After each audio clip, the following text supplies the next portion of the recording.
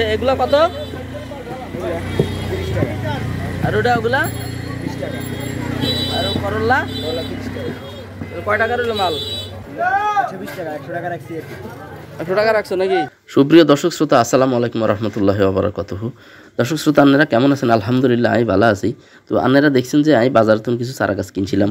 এই চারাগুলো হলো কদুর চারা, তারপরে হলো মরিচের চারা, তারপরে হলো ঝিঙ্গার চারা, তারপরে হলো করলার চারা। তো চারা গাছগুলো রোপণ করার লাই আমি উঠে পড়ে লাগছি। তো আর বাড়ির পাশে যে কিছু মাটি জমা ছিল, সেই মাটিগুলো এখন আমি কোবাই বালতির মধ্যে রাখতেছি। এই বালতিরে রোপণ করিম।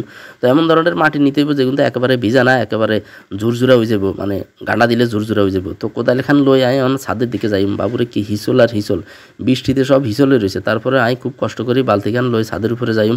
ছাদে যাই সুন্দর করে গাছগুলো রোপণ করিম। তো আপনারা দোয়া করিম যেন গাছগুলো রোপণ করি কিন্তু আমি ফল খাইতে পারি। তো ছাদে যান চারিদিকে হিল্লা হরি এমন অবস্থা হয়েছে, একেবারে ফিসল খাই টক্কা হরি যায়, কোনো সময় যে হরি যায় ছাদের তো আল্লাহ মাবুদ জানে। তো হিল্লা হইলো একটা শ্যাওলা ধরনের জিনিস যেটা পিছলা খায়। তো আপনারা দোয়া করেন ইনশাল্লাহ।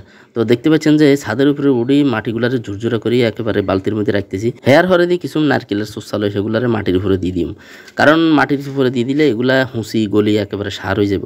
তো এইভাবে আপনারা করলে ভালোভাবে সুন্দরভাবে যদি আপনারা চারা রোপণ করেন তাহলে ফল খুব তাড়াতাড়ি ধরবো। তো ইনশাল্লাহ দোয়া করেন আমার জন্য যেন খুব সুন্দরভাবে ফল ধরে। তো নারকেলের সুসার উপরে মাটিগুলা দিয়ে সুন্দর করে ভরাট করে উঁচা করে দিম যাতে হানি না হরে, হানি হলেও গড়াই হরিয়ে যায়। তো দেখতে পাচ্ছেন যে কত সুন্দর করে আমি বালতি ভরাট করে ফেলেছি। তো এইবার লই আনজুম যে চারা গাছগুলো আমি বাজার থেকে কিনছি সেগুলো লই আনজুম, লই সুন্দর করে ইয়ানো রোপণ করে দিম। দেখতে পাচ্ছেন ইয়ানো সিমের চারা কত বড় হয়ে গেছে, রাই দিছিলাম কয়েকদিন ইয়ালাই বড় হয়ে গেছে। কদুর চারাও একটু বড় হয়ে গেছে, কারণ এগুলো তাড়াতাড়ি না রুখলে তো এগুলো শিকড় যদি বড় হয়ে যায় তাহলে আর ভালো হইতো না। তো চারার নিচে যে পলিথিন আছে সেই পলিথিনগুলো হরাই দিম। তারপর হরাই দিয়ে তারপর কী করবো, চারার লগে যে মাটি আছে সেই মাটিগুলো সহ আমি এই বালতির মধ্যে চারাগুলো রোপণ করে দিলাম।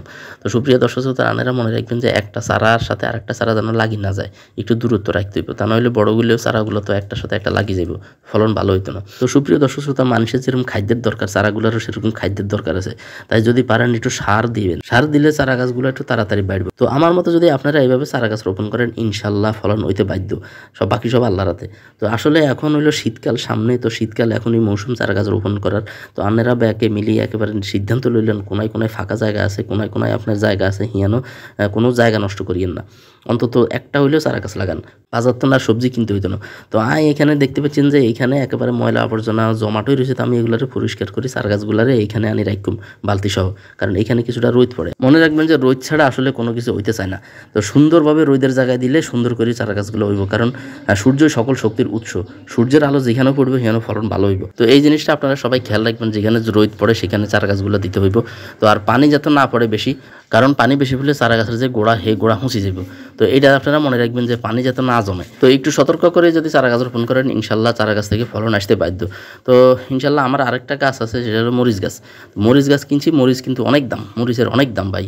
তো মরিচ গাছ কিনে এমন মরিচ গাছ রোপণ করিম। দেখতে পাচ্ছেন ছোটো একটা বালতিতে লই সে আগের মতো যে এই পলিথিনগুলো সিঁড়ি গোড়া সহ মাটি সহ একেবারে একটা ছোট্ট বালতির উপরে, পরিত্যক্ত বালতির উপরে আমি মরিচ গাছটা রোপণ করে দিম। তো এভাবে মরিচ গাছটাও সুন্দর করে হইব ইনশাল্লাহ। এমন জায়গায় রাখতে হইব, সেই আগের জায়গায় রাখতে হইব যেন আলো বাতাস থাকে এবং পানি কম পড়ে। তো ভিডিওটি ভালো লাগলে শেয়ার করবেন। তো টাটা, বাই বাই, আসসালামু আলাইকুম রহমতুল্লাহ।